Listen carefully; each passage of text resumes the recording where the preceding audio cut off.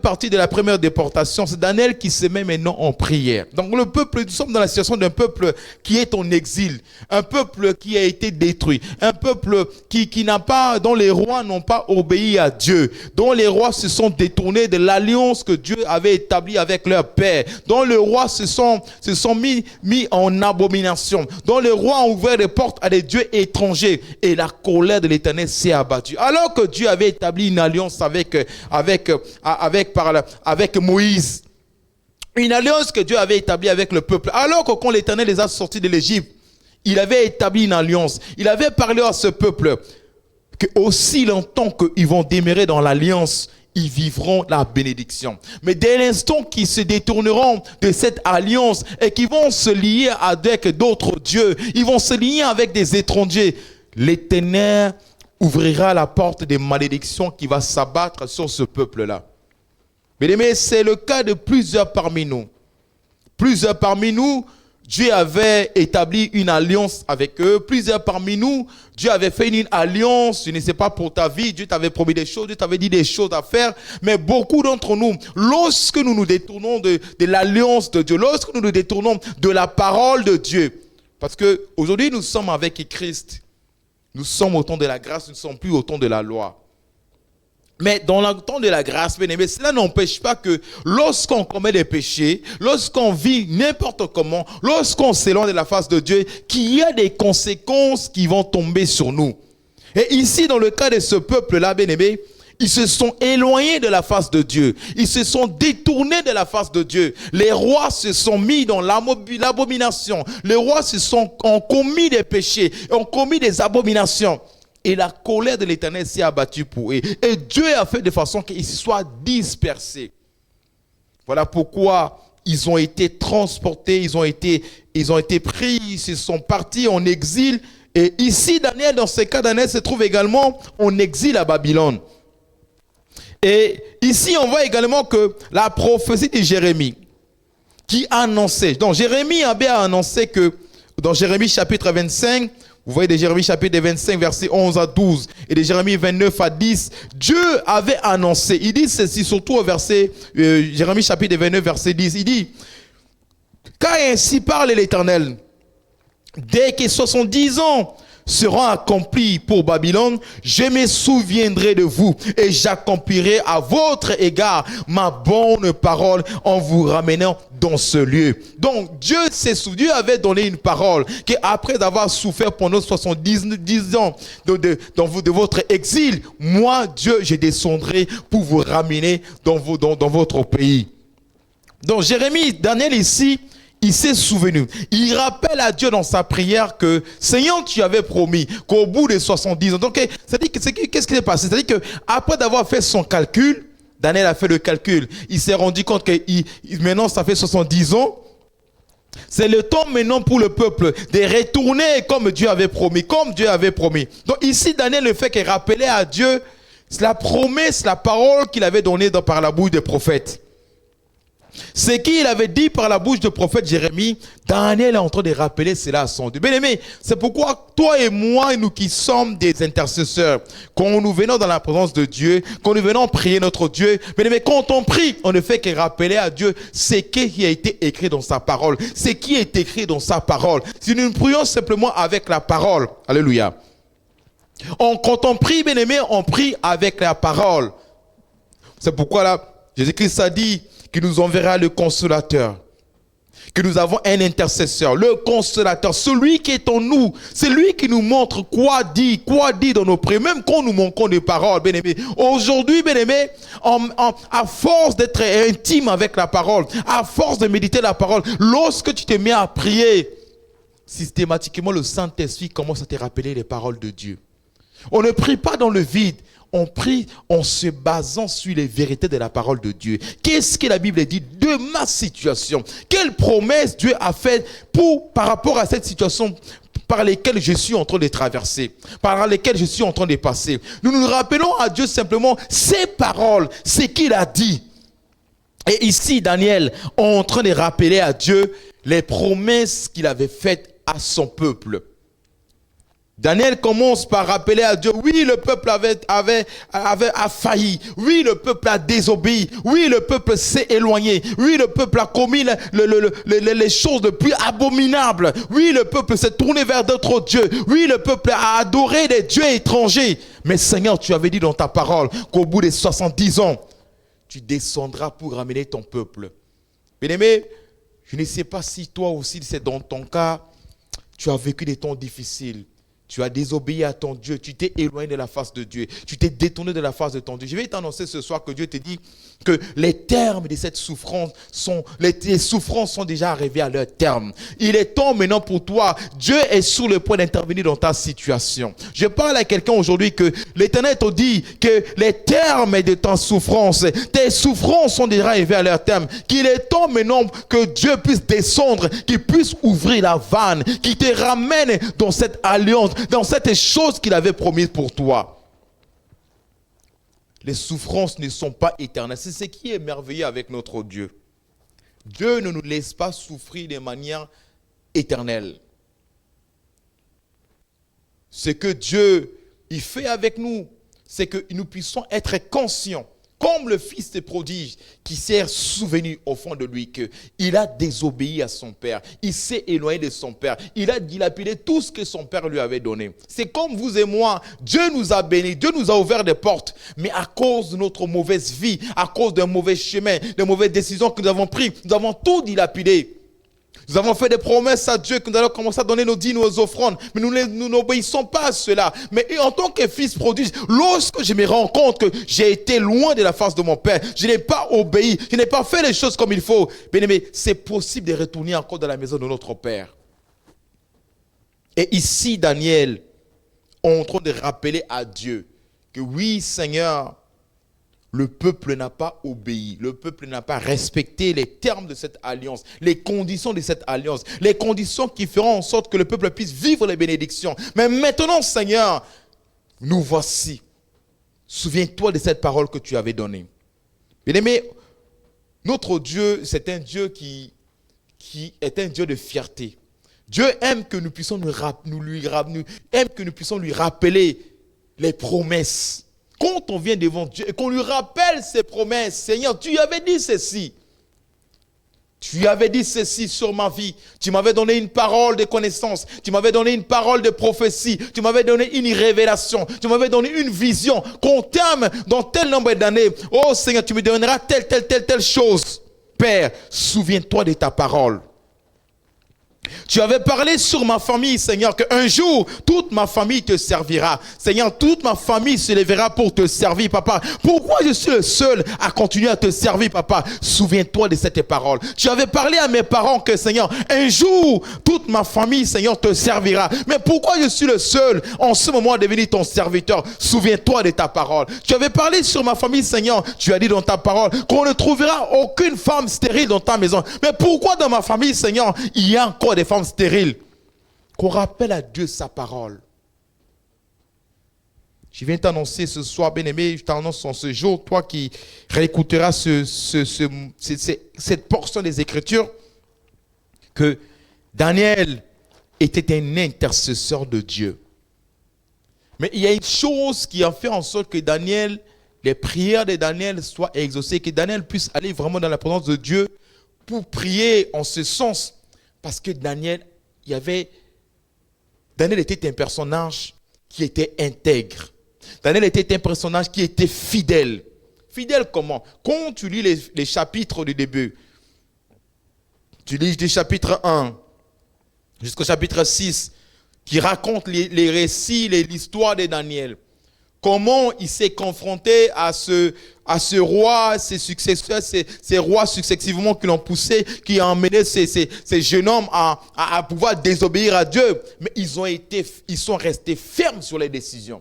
Ils sont restés fermes sur la parole. Ils sont restés fidèles à leur Dieu. Ils sont restés intègres. Ils n'ont pas cherché à se corrompre face à ce roi. Donc, bien aimé, l'intercesseur, celui qui peut intercéder pour sa famille, c'est celui dont la vie est conforme à la parole de Dieu. Celui qui obéit à la lettre, à la parole de Dieu. Parce que nous venons devant Dieu et nous lui présentons sa parole. Cette parole, c'est la même parole qui peut nous condamner. Cette parole, c'est la même parole qui peut nous juger. C'est par la parole que Dieu nous condamne. C'est par la parole que l'ennemi, le diable, il va le présenter devant Dieu pour chercher à nous juger. Mais on voit ici Daniel, dans ce chapitre 9, de ce verset 1 jusqu'au verset 19. Daniel s'est présenté devant Dieu. Daniel est allé pour intercéder. Daniel est allé pour prier. Il allait prier pour son peuple parce qu'il veut que la situation de son peuple puisse changer. Dieu est celui qui fait changer nos situations. Dieu est celui qui change les circonstances de nos familles. Quand un peuple se lève, quand un homme et une femme qui marchent selon la vérité de la parole de Dieu se lèvent dans la prière véritablement, Dieu agit et change sa situation. Alléluia. Et je prie ce soir vraiment que quand nous allons entrer dans ce temps de prière, que l'Éternel notre Dieu nous visite. Que l'Éternel notre Dieu agit dans notre situation. Qu'il se souvienne de toutes les paroles qu'il avait prononcées sur notre vie. Bien-aimés, sur la vie de chaque personne, Dieu a une parole. Il y a une parole que le Seigneur avait annoncée et relâchée sur la vie de chaque personne. Mais si, c'est pourquoi il dit dans le livre de Habakkuk, c'est une prophétie dont le ton est déjà fixé. Alléluia.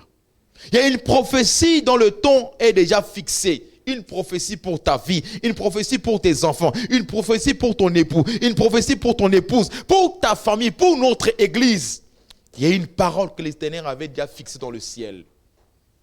Il dit c'est une prophétie dont le ton est déjà fixé. Si la prophétie ne s'accomplit pas encore, attends-la. Alléluia. Dieu ne nous demande pas de commencer à l'aider, de ne pas commencer à essayer par nous-mêmes. Parce que quand on commence à aider par faire les choses par nous-mêmes, bien aimé, c'est pourquoi on se retrouve dans des souffrances, dans des situations qui sont compliquées. Raison pour laquelle les enfants d'Israël, parce que les rois n'ont pas écouté, n'ont pas obéi à la parole de Dieu, ils n'ont pas obéi à cette alliance que Dieu avait établie avec eux par la bouche de Moïse, qu'ils se sont retrouvés dans des situations compliquées, la souffrance, le départ à l'exil. Mais quand tu vis l'exil, tu ne vis plus dans ton pays, tu perds ton identité, tu t'adaptes aux lois, aux coutumes de ce pays-là. Il y a beaucoup d'entre nous qui vivons une vie d'exil, une vie d'exilé. Et un exilé, c'est celui qui ne vit plus dans son environnement, qui est obligé de s'adapter à son nouvel environnement. Et j'ai pris ce soir, à partir de ce soir, que si tu vis une vie d'exilé, que l'Éternel notre Dieu te ramène dans la voie là où il avait tracé pour toi ce soir au nom de Jésus. Je prie vraiment que l'Éternel Dieu restaure ta vie, qu'il restaure ta situation, qu'il se souvienne de la parole qu'il avait prononcée sur ta vie. Et ce jour même, bien-aimé, nous allons prier aujourd'hui que l'Éternel notre Dieu se souvienne de sa parole sur notre vie au nom de Jésus. On voit ici que comment Daniel s'est levé dans la prière. Premièrement, on voit au verset 4, au verset 7 et au verset 14 que Daniel commence par confesser le jugement, c'est-à-dire l'exil, le jugement qui était juste et mérité. Parce qu'il dit, à toi Seigneur la justice, à nous la honte. Il commence par confesser, il reconnaît que son peuple est un exil. Son peuple en exil parce que le peuple avait commis ce qui était abominable aux yeux de Dieu. Parce que le peuple avait désobéi. Quand on n'obéit pas à la parole de Dieu, bien-aimé, on subit les conséquences. Deuxièmement, Daniel, il commence par confesser de manière détaillée le péché. Il énumère les fautes. Il dit la désobéissance, la rébellion, l'ignorance des prophètes. Bien-aimé, dans ce temps-là, si on retourne dans cette époque, Dieu parlait beaucoup par la bouche des prophètes. Et quand l'Éternel parlait, c'était important pour le peuple d'écouter ce que Dieu disait par la bouche des prophètes. Mais dans ce cas ici, les enfants d'Israël, ils n'ont pas écouté la voix des prophètes. C'est ce que Daniel est en train de répéter ici. Ils n'ont pas écouté la voix des prophètes. Ils ont désobéi non seulement à l'alliance, ils ont été rebelles à leur Dieu, mais en même temps, ils ont ignoré tout ce que les prophètes disaient. Raison pour laquelle la colère de Dieu est descendue sur eux et se sont retrouvés en exil. Beaucoup d'entre nous, bien-aimés, vivent une vie d'exilé à cause de leur désobéissance, à cause de la rébellion. Notre Dieu résiste à tous ceux-là qui sont rebelles. Notre Dieu résiste à tous ceux-là qui désobéissent à sa parole.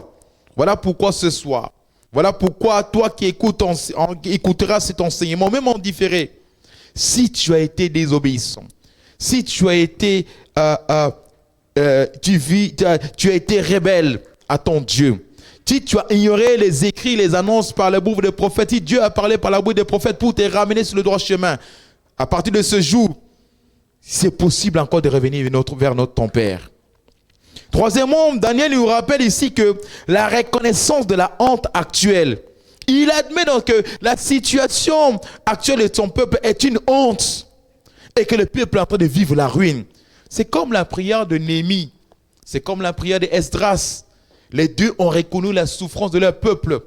Parce que lorsque Néhémie a reçu par la bouche de son frère le résumé, la situation de son peuple qui était dans la désolation à Jérusalem, la Bible dit quoi? Néhémie s'est mis à prier. Il s'est mis à intercéder et il allait voir le roi pour demander une autorisation de la part du roi afin d'aller retourner et de chercher à reconstruire les murailles de Jérusalem. Et ce soir, bien-aimés, nous sommes, toi et moi, ici, des Daniel et des Néhémie de notre famille. Quand ça ne va pas, quand Dieu nous parle, bien, nous devons nous lever dans la prière, commencer à prier, à intercéder. Et notre Dieu, il est capable pour intervenir dans notre situation. Au quatrièmement, on voit du verset 9, verset 15 et 18 à 19 que la base de la demande de Daniel n'est pas le mérite du peuple. Il dit ceci, ce n'est pas à cause de notre justice, mais il reconnaît que c'est seulement la miséricorde et la réputation de Dieu. Il dit, agis à cause de ton nom pour l'amour de toi, Seigneur. Alléluia.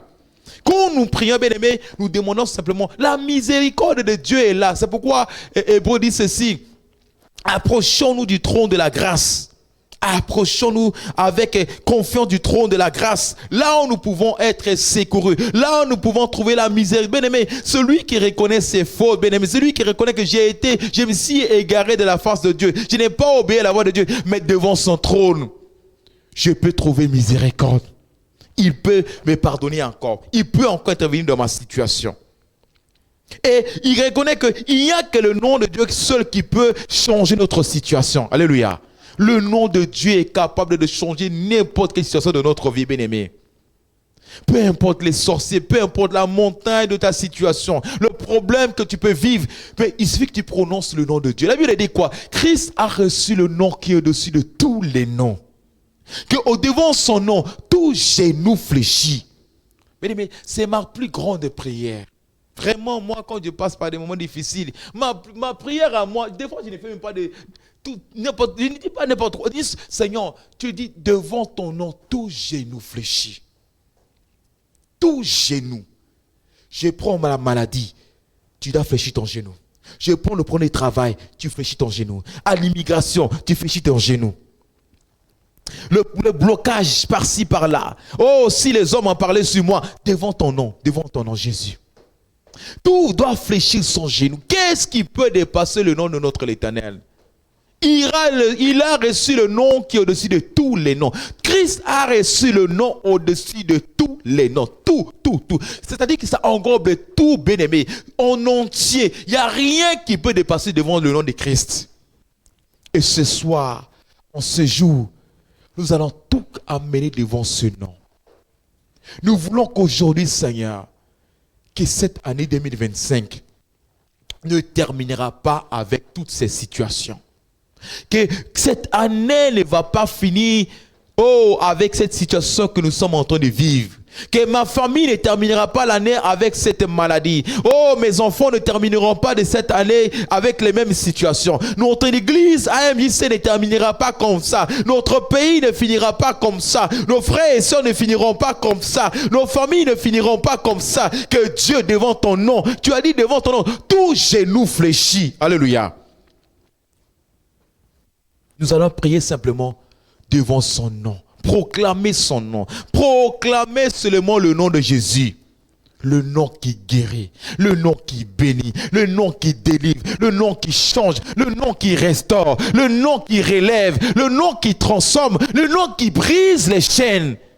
Nous n'avons pas un autre nom. Si ce n'est que le nom de Jésus. Alléluia. Et on voit également du verset 16 au verset 19. C'est que la demande de Daniel, parce que nous sommes dans Daniel chapitre 9, du verset 1 à verset 19. Au verset 16 à 19, on voit que la demande de Daniel est basée sur la promesse de Dieu. Alléluia. Quand on prie, quand on intercède, quand on supplie, on se base sur ce que la parole de Dieu dit. La parole de Dieu est une promesse pour toi et moi. Il y a toutes les promesses qui sont écrites dans la parole de Dieu. Nous ne prions pas, nous ne créons pas les fables. Nous n'allons pas commencer à inventer des paroles. On se base sur ce que, qu'est-ce que la parole de Dieu a dit. C'est pourquoi Daniel, il a simplement rappelé à Dieu ce qu'il avait prononcé par la bouche du prophète Jérémie, chapitre 29, verset 10. Il dit, Seigneur, dès que tu avais dit, Seigneur, car ainsi parle l'Éternel, dès que 70 ans seront accomplis pour Babylone, je me souviendrai de vous et j'accomplirai à votre égard ma bonne parole. Alléluia. Ce soir, nous allons prier. Seigneur, accomplis ta bonne parole. Il a vraiment très bien précisé. J'accomplirai ma bonne parole en vous ramenant dans ce lieu. C'est-à-dire que là où Dieu avait établi, il y avait un point de départ, un lieu où le peuple devait vivre dans la joie, dans l'amour, dans l'abondance. Mais à cause de la désobéissance, le peuple s'est retrouvé à être exilé dans la souffrance. Mais Seigneur, comme tu as parlé, comme tu as promis que tu ramèneras ce peuple au temps que tu avais établi. Mais peut-être que dans le ciel, Dieu a déjà arrêté que le temps de ta souffrance est déjà arrivé. La fin de la souffrance est déjà arrivée. Que ta souffrance devait prendre fin. Mais toi, tu ne te lèves pas encore pour le dire, déclarer devant Dieu. Mais ce soir, je viens t'annoncer que Dieu dit, le temps, le terme de cette souffrance est déjà arrivé. Mais nous devons nous lever dans la prière. Il dit, Daniel a prié ici. Il prie pour que Dieu puisse accomplir la promesse de Jérémie et de restaurer Jérusalem et son sanctuaire. Alléluia. Nous allons prier aujourd'hui que Dieu se souvienne de ses promesses, que Dieu restaure nos familles, que Dieu restaure nos finances, que Dieu restaure l'avenir, que Dieu restaure toutes les paroles qu'il avait prononcées, les promesses qu'il avait annoncées. Nous allons prier aujourd'hui que Dieu restaure son église. Là où les hommes avaient négligé, là où c'était devenu le lieu de concert des hommes, qui s'est dit, quand il est entré dans le temple, il a dit, ma maison c'est une maison de prière. Mais vous avez fait de ma maison une caverne, mon maison est devenue un marché. Jésus a reproché à ces hommes, lorsqu'il est entré dans la tombe, c'est le seul moment où vous avez vu que Christ était en colère. Il était en colère parce que la maison de son père était devenue le lieu de n'importe quoi. Alléluia. À partir de ce soir, nous allons prier comme Daniel, que Dieu puisse restaurer son assemblée. Il dit par la bouche de son prophète que la gloire de la deuxième maison sera plus grande. Alléluia. Il dit, moi-même, je remplirai mon église, je remplirai mon assemblée. Nous allons demander à notre Dieu, Père, nous n'avons peut-être pas tout le pouvoir, mais toi, tu es capable de remplir chacune de ces chaises, de remplir chacune de ces places ici. Tu es capable de restaurer. Alléluia. Il est capable de remplir sa gloire, sa maison. Il est capable de restaurer nos vies, nos familles. Dieu est capable. Il en a la capacité. Bien aimé, là où tu peux titiller l'orgueil, le côté orgueil de Dieu, c'est de lui rappeler ses promesses. Qu'est-ce qu'il a dit à nos pères, les 4 messagers? Il est ce Dieu qui les avait promis, qu'ils iront partout dans le monde pour annoncer la bonne nouvelle. Seigneur, ce que tu avais dit, tu peux le faire encore. Le Dieu qui a parlé dans Daniel chapitre 9, verset 1 à 19, il peut agir encore aujourd'hui. Il peut le faire encore aujourd'hui. Daniel était un intercesseur. Bien-aimé, ce soir, toi et moi, levons-nous comme des intercesseurs. Nous avons vu ici que Daniel, il a prié seulement, il a rappelé quoi? Le nom de Dieu. Ce soir, nous allons simplement prier avec le nom de Dieu. Ce soir, nous allons prier, bien-aimé, pendant que tu vas prier, rappelle les paroles de Dieu, que le Saint-Esprit t'amène à te souvenir des promesses que Dieu a écrites dans sa parole. Qu'est-ce qu'il a dit là dans la Bible? Alléluia. Levons-nous, nous allons commencer à élever le nom de notre Dieu bien-aimé. Rendons grâce à ce Dieu. Il est là présent parmi nous ce soir. Le Dieu qui a parlé à Daniel dans Daniel chapitre 9, verset 1 à 19. Il est le même Dieu qui peut parler encore. Il est le même Dieu qui peut agir encore ce soir. Oh, élevons notre voix ce soir. Adorons ce Dieu avec tes paroles. Adorons ce Dieu bien-aimé. Sens-toi libre dans la maison de ton Père. Sens-toi libre d'aller partout de prier. Oh, adorons notre Dieu ce soir. Il est un Dieu qui est présent au milieu de son peuple. Lorsque Daniel a commencé à prier, oh, je me suis rappelé que lorsque le roi avait mis la menace de jeter les jeunes hommes dans la fournaise ardente, ils sont allés dans la prière. Lorsque le roi avait mis la menace de tuer tout le monde, ils sont allés prier et leur Dieu les a parlé. Nous avons un Dieu vivant. Adore ton Dieu ce soir. Daniel a commencé sa prière par une adoration puissante. Et ce soir, nous commençons par une adoration puissante. Adore ton Dieu. Daniel a commencé à rappeler que tu es un grand Dieu. Tu es un grand Dieu. Tu es un grand Dieu. Il n'y a pas un Dieu semblable à toi. Prions ce soir au nom de Jésus. Père, nous t'adorons, tu es grand.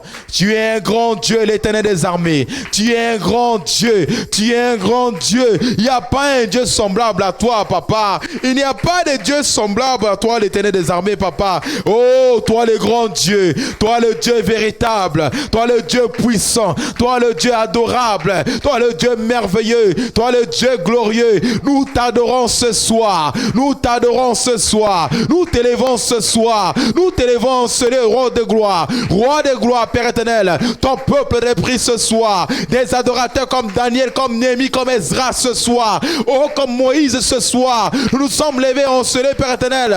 Nous t'adorons, Père éternel. Nous adorons toi et le Père éternel, papa. Ce soir, nous t'adorons, Jésus. Ce soir, nous t'élevons, Jésus. Ce soir, nous